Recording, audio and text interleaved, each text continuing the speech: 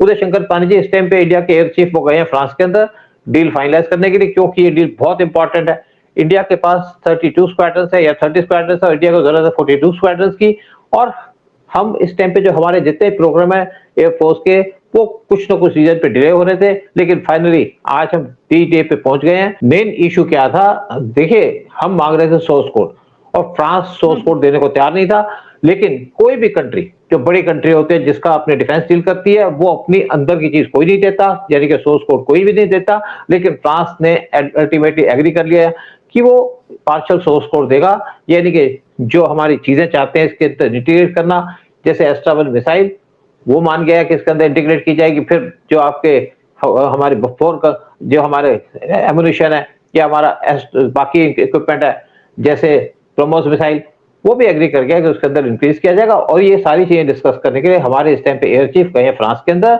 Main issue क्या होता है, छोटे छोटे इश्यूज होते हैं, ये जो प्लेन है इंडिया के अंदर बनाए जाएंगे, कौन सी कंपनी इन्वॉल्व होगी उसके अंदर भी डिस्कशन की जाएगी, ये फाइनल डिसीजन होगा फ्रांस के ऊपर। और साथ में पैसे की बात भी होती है, टेक्नोलॉजी की बात भी होती है, लेकिन फ्रांस ने पूरे तरीके से एग्री कर लिया कि वो ट्रांसफर टेक्नोलॉजी देगा।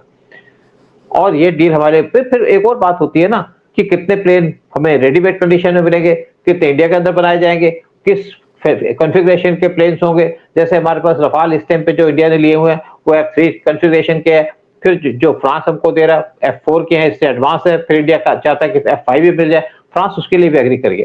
सब चीजें बात करेंगे। फिर ये भी है किस कंपनी को इन्वॉल्व किया जाएगा, हमने 3 कंपनी को सिलेक्ट किया है, उसकी डिटेल हम उनको दे रहे हैं, लेकिन फाइनल अथॉरिटी होगी फ्रांस के पास, किसको वो सिलेक्ट करता है, क्योंकि यहाँ पे टाटा भी है, अडानी भी है और महिंद्रा भी है, तीनों को अच्छी नॉलेज है। इसके ऊपर बात होगी। और फिर क्योंकि बहुत बड़ी डील है, यानी कि $39 बिलियन की डील है, फिर ये भी बात होगी।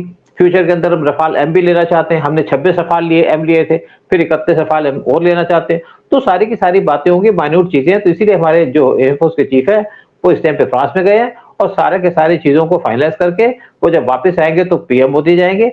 फिर जो बाकी चीजें बची हैं, यानी कि जो फॉर्मेलिटी होगी साइन करने की, वो पीएम मोदी साइन करेंगे। तो आपस में कोई हमारा डिफरेंसेस नहीं है।